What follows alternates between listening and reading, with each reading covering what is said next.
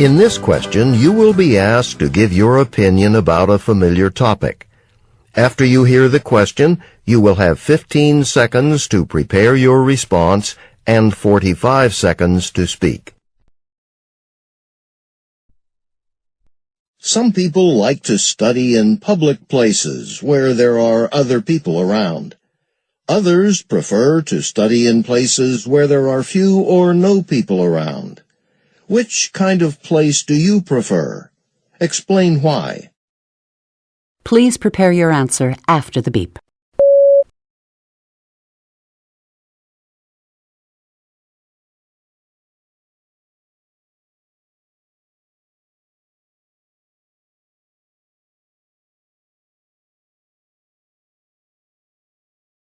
Please begin speaking after the beep.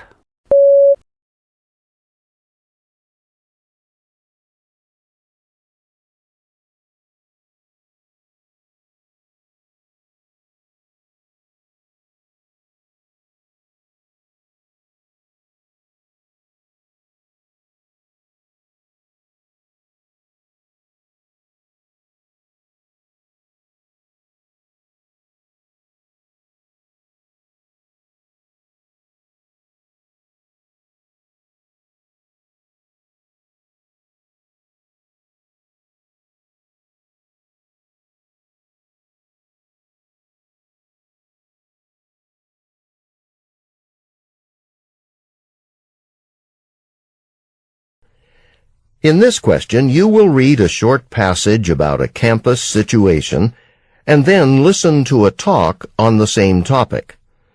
You will then answer a question using information from both the reading passage and the talk.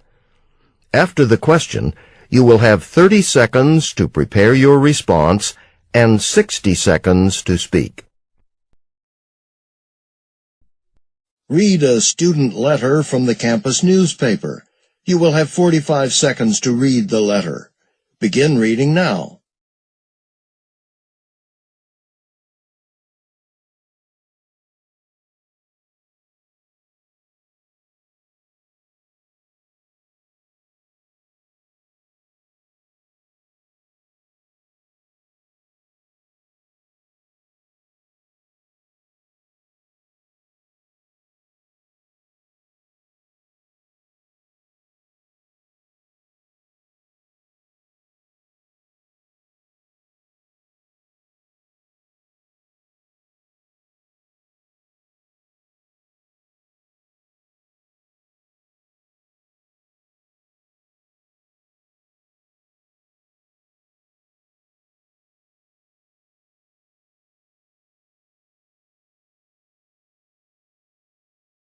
Now listen to two students discussing the letter.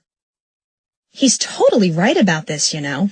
Well, I agree they should do it, but maybe it's not fair. What? Just assuming no one wants them? Well, judging from the condition some of them are in, I think it's probably a safe assumption. I mean, some are missing parts, like handlebars or wheels, and others are really rusty, like they've been left outside in the rain for years. Yeah, the ones with missing parts sure don't look like they're being used. But what if some are? Well, to be sure, the university could always attach notes to them and say, give the owners 2 weeks to remove them or they'd be removed by campus security. Yeah, that'd probably work. Anyway, it'd be a really big help if they were gone. No, I know. Because, I mean, especially like in front of the dining hall, there are lots of them there, and it can be really hard to find a space. All the spaces are always taken there. Yeah, it's bad. Lots of people ride bikes these days. And since the university doesn't allow us to tie them to signposts or fences that to park them, I always have to lock mine up at another building and walk over to the dining hall, because there's hardly ever a space. The woman expresses her opinion about the proposal in the letter. Briefly summarize the proposal, then state her opinion and explain the reason she gives for holding that opinion. Please prepare your answer after the beep.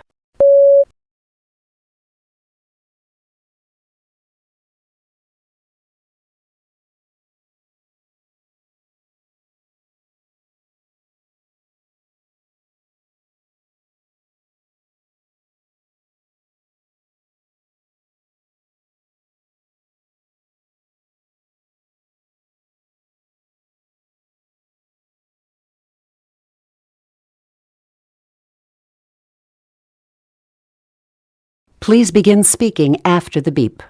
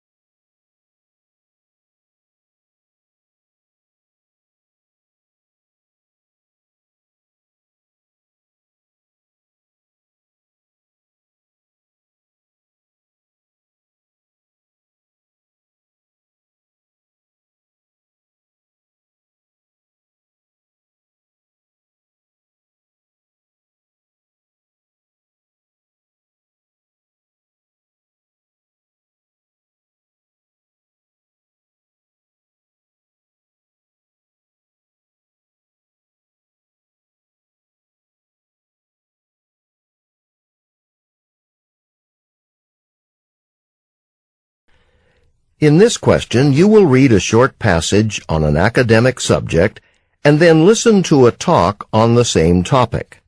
You will then answer a question using information from both the reading passage and the talk.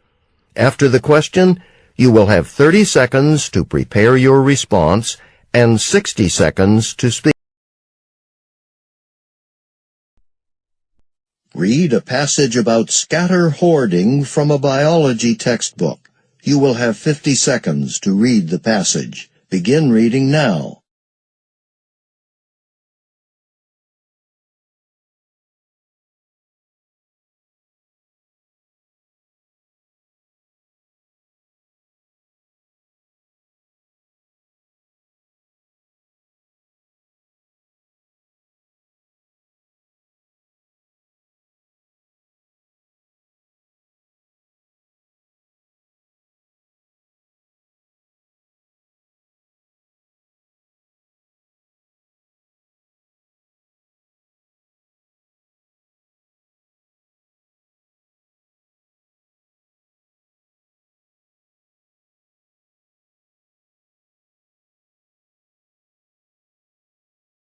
Now listen to part of a lecture on this topic in a biology class. Okay, so we sometimes see this with animals that live in parts of the world where it gets very cold in the winter. For example, in the northeastern United States, there's a species of squirrel that does this. This squirrel, like many species of squirrel, loves to eat nuts. Nuts are one of its primary sources of food. Now, nuts are very difficult to find in the winter, but in the autumn, they're lying all over the place, because that's when they fall from the trees. So, what this squirrel does in autumn, it spends a lot of time finding nuts. After it finds a nut, it prepares it. It takes off the outer shell and cleans it. This preparation may in some way help preserve the nut or may make it easier to eat later on. The squirrel then digs a little hole in the ground and buries the nut.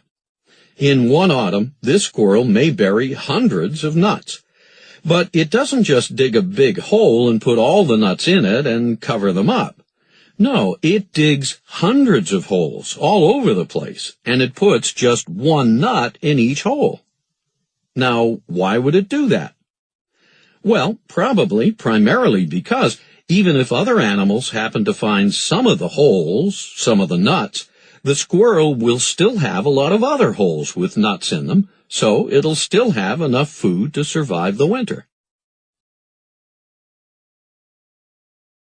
Explain how the example from the professor's lecture illustrates the practice of scatter hoarding. Please prepare your answer after the beep.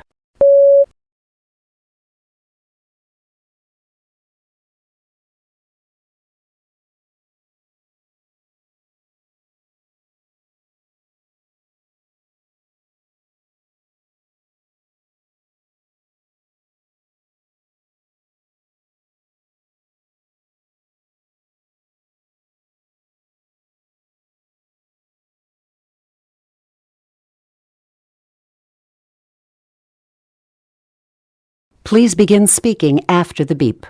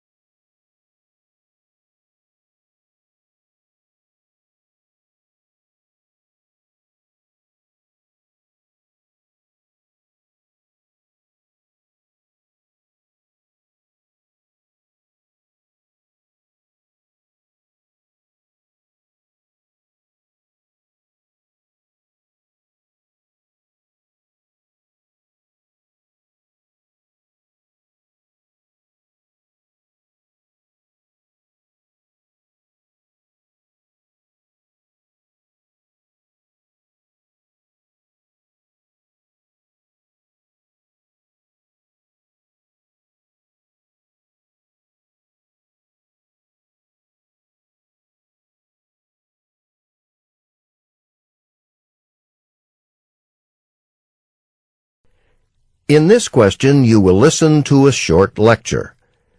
You will then be asked to summarize important information from the lecture. After you hear the question, you will have 20 seconds to prepare your response and 60 seconds. Listen to part of a lecture in a business class. Okay, so of course businesses want to sell as many of their products as possible. Often a business sells mostly one type of product, but sales of this product may stop increasing because most potential customers have already bought it. In this situation, many companies will try to diversify, to develop new or diverse products in order to increase sales. There are a couple of efficient ways that a company can diversify using some of their existing resources. One way a company can diversify is to use an existing technology that they already have, to develop a new product. If a company already has the machines and technology to make a certain product, sometimes it can efficiently use that same technology to make a different product. For example, a company that makes televisions might start making computer monitors. The technology used to make these two products is very similar. So the company can use its existing technological resources to make the monitors. But with the monitors, it can reach new customers, people that wouldn't buy television screens, like businesses that need to buy monitors for their employees' computers. Another way a company can diversify is to try to appeal to its existing customers, its customer base, with a new product. One of a company's most important resources is its existing customers. And these customers might have other needs that the company could fulfill with a different product. For example, a company that sells skis might have a large customer base that enjoys winter sports, like skiing down snowy mountains. So they might start making ski jackets. The same customers that buy skis would also need warm ski jackets to wear while they're skiing. And since they like the company's skis, they might be more likely to buy the jackets with the company's name on them. Using points and examples from the lecture, explain 2 ways a company can diversify. Please prepare your answer after the beep.